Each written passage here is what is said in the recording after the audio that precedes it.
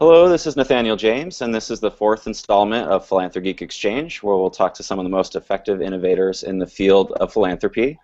Today, we're joined by Suki O'Kane of the Walter and Elise Haas Foundation, and she's going to talk to us about the current state of open data and philanthropy, specifically a new tool that she and some collaborators have been putting together to make the adoption for open data easier in the field of philanthropy and for foundations.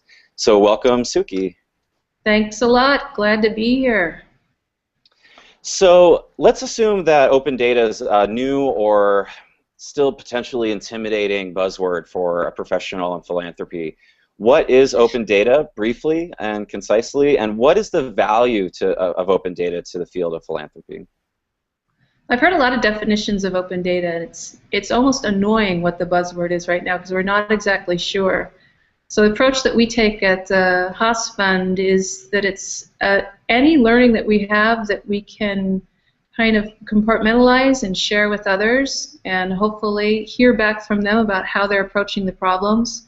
Once we see our joint data together, we can start thinking about strategic solutions. So this could be around who we're giving money to, where we're giving dough, what it's doing, who it's serving, and also any other impacts that we might want to track. And so open data or big data for us is just a way of being obvious about what we're doing in the community. Now, just before we move on, since it is such a popular buzzword but still often misunderstood, what do you think people are having trouble with as the idea of open or big data gets around the field? I think that for a lot of, especially in small foundations, it might be difficult to figure out what to collect, how to store it, and how to broadcast it and share it with others. So when we first started our own project to crack this nut, if you will, I wanted to have a very low threshold for involvement. I was fascinated by some of the big data standards that were going on, but we didn't have a big IT department to parse it for us, and I thought, what sort of tools could we make that an ordinary person could make and use? So we had a very simple task ahead of us of updating our website. We wanted to make our grants searchable for anybody visiting and studying whether they were a good fit for the fund.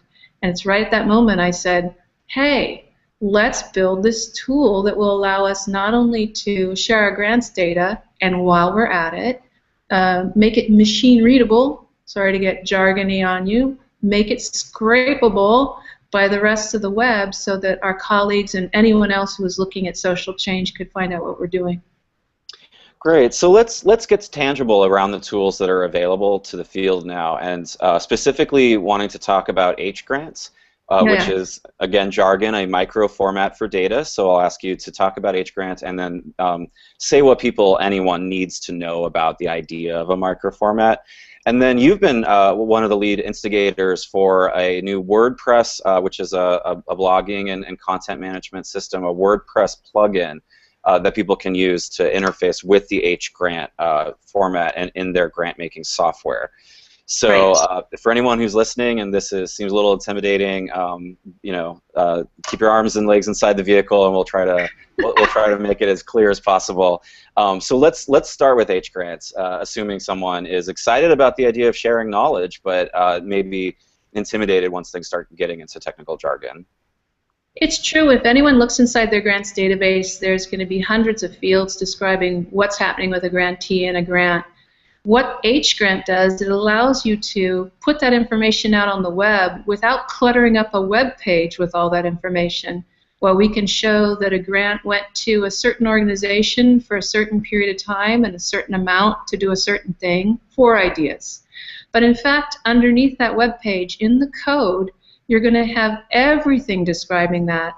And the hGrant format, which is held in a repository with the Foundation Center, has 80 fields to describe what that grant is, where it's from, where it's going, who gave it, and where it's going to serve. Not only where the grantee is, but where the dollars go. Geocoding, they call it. Now, the Foundation Center has some really brilliant aggregators out there that allow you to visualize this information. And we felt that the more we could pour data into systems like the foundation centers, the more we could instantly visualize where our dollars were going and how they were in play in a landscape. So that is basically the technical beauty of hGrant and micro formats, which is put a lot of information out on the web, but don't clutter my page with it. And the other good part is that it goes from very complicated grant management systems to very complicated data aggregators where the spiders are crawling over the web grabbing data for this sense for good. And then, but actually you're just sitting at your desk just announcing that you just did another round of 30 grants. It should feel that simple. We chose WordPress because it was free and open source. We didn't want any barrier for people getting into this work. We knew that we might have a little bit of cost to develop a new plugin to write code. That's why we brought in our partners, Mission Minded, and said, we'd like to write a plugin for WordPress and make it free and available to any grant maker who wants to try this stuff. And they were totally agreeing to this. We were surprised to have that relationship, but they're an incredibly forward-thinking group. And we talked to the Foundation Center and said, we want to write something that would allow, oh, I don't know, 10 times as many people to report into your eGrant or hGrant reporting systems. Now, you might know them through Foundation Center Online or Reporting Commitment or Glass Pockets, or there are other Foundation data tools, Philanthropy Insight. But this one, they said, wait, you want to write a little plugin for free that would allow thousands of grant makers to pour into our system? I go, yeah, that's it. And they said, okay, let's work together. So using the Foundation Center, Mission Minded, and with the fund, we started talking it up with our colleagues. And now we're at version 1.1 out of WordPress plugins that people can search for us, Open hGrant. And they'll see right there the tagline, the little plug-in for philanthropy's big data. That's our story. Great. So let's unpack a little bit of that. One thing I heard you talk about is how our work is playing out in a landscape. And so I think this is really, some people may say, well, we know how much and where it's going to what kinds of organizations and things like that. And Sure. I think right now it's cart before the horse, and it's difficult for people to think about what it means when all of a sudden we have comparative data across foundations at scale, with maybe hundreds or maybe even thousands, someday maybe all 86,000 foundations out there. So can you help folks think about the qualitative difference between one foundation knowing what they know about their grant making and the field being able to scan and make comparisons across foundations and grant making organizations? It's pretty much, I think that you can have any type of grant making strategy in your organization, and you probably at some point would want to figure out what is the impact of your dollar in the community you're serving. Now, there are several indicators. Let's get employment data. Let's get educational attainment data. Let's go ahead and see what the joblessness rate is in this place that we're serving, and see if those big data sets about impact can be brought in. What I'm talking about is after you've pulled in that data, started a grant-making portfolio, push your investment out, information about your investment out, to see how it compares with your colleagues. For some grant makers, it's very critical to find out how their money relates and their investment relates to the investment of others. Who else is in that place? How can we work together? How can we collaborate, for even strictly in funding collaboration, to coordinate our investments so that we can have success in the communities? So I see this happening all the time, even without big data. I see it happening without technology. But now that we have these tools, I feel that we can have more people participate in this type of approach. It might be very easy now to answer the key question. We're thinking of going into this area of work. Who's already there? And then you connect with your colleague, make a new colleague or find a new peer, and you can learn from them as you're developing a portfolio. And if you're working with public agencies, if the independent sector is working with the public sector, they can say, all of a sudden I realize if I'm going to align this grant making, I would like to know where you guys are going and what type of data you have and why you're in this particular area doing this particular intervention. That way you can do cross-sector collaboration. I think the field is pretty understanding around collective impact. These are the sorts of appetites that we already have for doing this work, and there will always be a super complicated landscape technically for the data that we're collecting. So our tool just comes in at a very basic level that to reward any foundation that has an appetite for sharing and learning from others with a tiny little piece of technology that will make it easier for them to do. Great. Let's talk about the tiny little piece of technology. So Sure. It's a WordPress plugin. So yeah. First of all, does it interact with every grant management software suite that's out there, or do you have to be using a particular grant management software service? And do you need to be running a WordPress site in order to use the tool that you've provided? Okay. Well, the good part is it's completely agnostic. You could be using Excel, or you could be using Flux, or you could be using any version of GIFs, as long as your grant-making software can produce a certain type of export called a comma delimited file, the CSV file, which is often an option and even in Excel, then you're ready to import into our plugin. Now the other part is, you're right, WordPress only. Although when I was showing this to a group of people at the Forum of Regional Associations, that's a group of grant-making associations, they're like, why didn't you write this for Drupal? And I thought, well, today WordPress, and then we'll get some more partners. Tomorrow Drupal, and so we've been testing it with outputs from Salesforce, and I did an all-call to the Grants Managers Network and Technology Affinity Group, two really tactical groups of grant makers working in technology, to say, send me your grants data, and I was getting anywhere from 20 to 200 or to 20,000 row files from grant makers saying, these are our grants, and we're testing the plugin to see how easy is it to import something that comes from wildly different places. So we're trying to break the system right now. So far, so good. Yeah. Great. And so if someone is running a Drupal site or some kind of custom builds, or I think there are a lot of foundations out there who don't have a website, or they have sort of a very basic storefront website that was developed potentially in the 90s. It's not not especially sophisticated. It just gives their information, their basic contact information and such.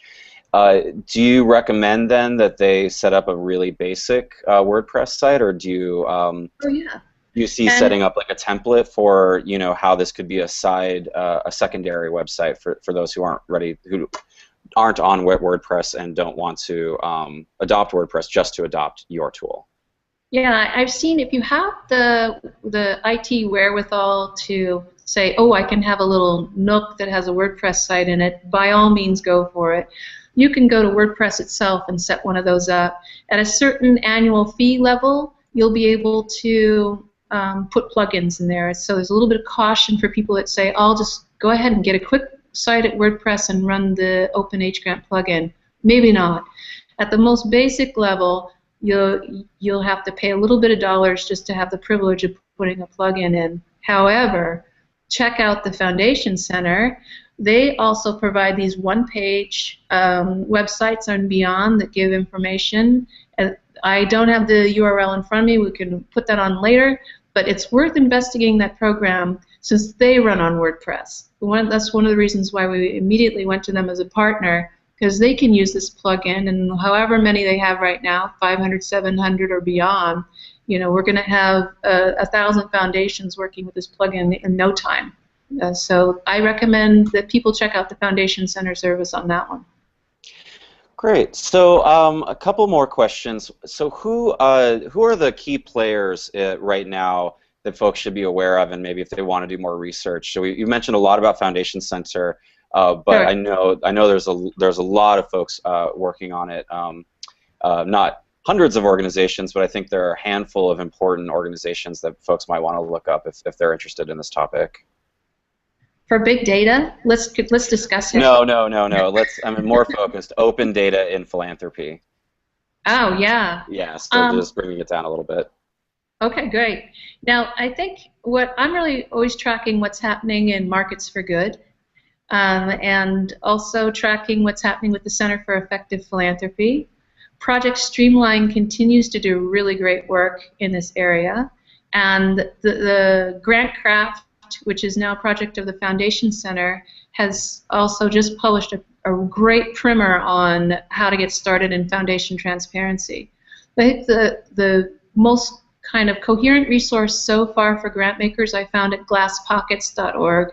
Again, a project of the Foundation Center, but it's actually a peer site where we're all able to talk to each other about what transparency means and how we're putting it, and that often is implied about our big data. There are, of course, a lot of great people talking about it right now, and the work of Lucy Bernholtz is definitely something to put on the list.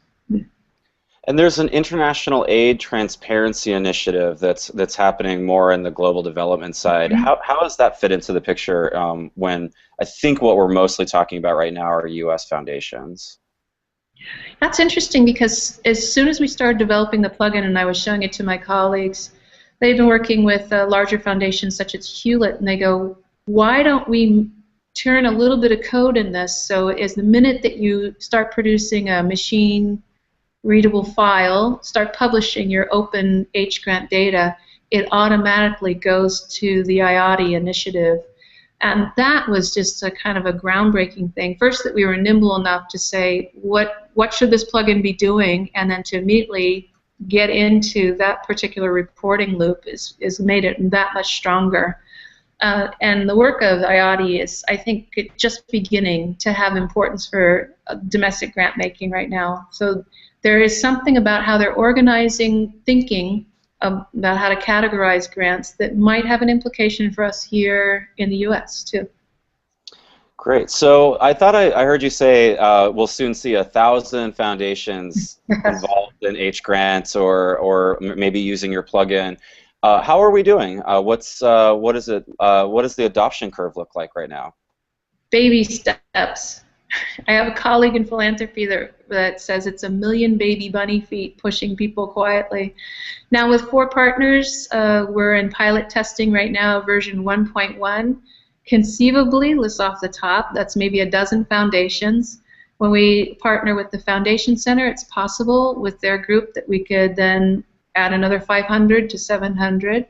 And the rest is talking with the community and appearing in forums such as this in order to attract people to give us a call, check out the plugin, because we're small enough now that you can actually pick up the phone and talk to people about how to use it. I was in a couple calls today just like that. We're a peer network of grants professionals that are trying to do this work to help each other. So it's very grassroots. So what do you think it'll take? What barriers need to be addressed to start getting up to that 86,000 foundation participation rate? You know, we may find out that it's not the technology at all. The more I hang out in philanthropy and technology, the more I realize it's about intent. Once you turn the corner in your own thinking about what you're going to share and why, then the tools are there for us. But until such time that when you're ready to share and learn from others, then you can have 1 million tools and they could cost negative dollars. We could pay you to use them and it's not going to pull off. So the trick first is the value proposition. That's probably the longest lead time, the most expensive part of this development. But once you have a group that's really willing to do it, it's surprising how easy it is. Development for this plugin was less than 100 hours. And that's nothing when you really think about it. If there's plenty of program officers that are working 100 hours this week. So I think it's kind of compelling to think that if we start the conversation about foundation transparency and the value of collaboration, then these tools will really flourish. Great. So I'm going to ask you a version of a question I've been asking everyone in this pilot series, which is, how do you hope philanthropy will be different, maybe because specifically of the work you're doing or more broadly, in 25 years? 25 years. That's kind of a long lead time. But I am interested in how big data connections can become seamless, so that when foundations are working with the grantees, with the nonprofit sector, that we can have very fluid, two-way data streams where grantees are able to pour data up into the funder's database, and the funder is able to pour data back down to the grantee in a collaborative lesson learned. Those shared spaces between funders and grantees could become very provocative about what we're seeing and why. And to the extent that both nonprofits and funders are interested in constituent voice, I think these technologies will start giving us a whole new types of data about our impact that we aren't even collecting right yet. So I think in 25 years we might have a totally different data set to struggle with. Great. Well, hopefully it's a struggle towards positive change and people making the field of philanthropy and its interventions and its successes and sometimes failures more visible. And so thank you. Do you have anything else you want to add before we conclude? Well, we should let people know where to find out more about this, I suppose. That's great. So it looks like the best place to start when it comes to the plugin is openhgrant.org. And if you want to see, an actual installation of this on the Walter and Elise Haas Fund site, that's HAASSR.org/grants, and you can get an idea of what this is really looking like when it's implemented. Any other sites that you would immediately point out to folks? Well, I would think glasspockets.org, because they have the good rationale work right there about why we should pursue this transparency. Okay, great. Well, Suki, thank you so much for sharing this time. There's lots of interesting things to talk about maybe in the future. The history of hGrant and open data and philanthropy, maybe challenges in the design as it evolves and as people do start to adopt it. So maybe we can have you back in a few months, or if we continue this series. But for now, thank you very much for your time and your insight and for the work you're doing. You're welcome. Thanks for letting me be a part of this.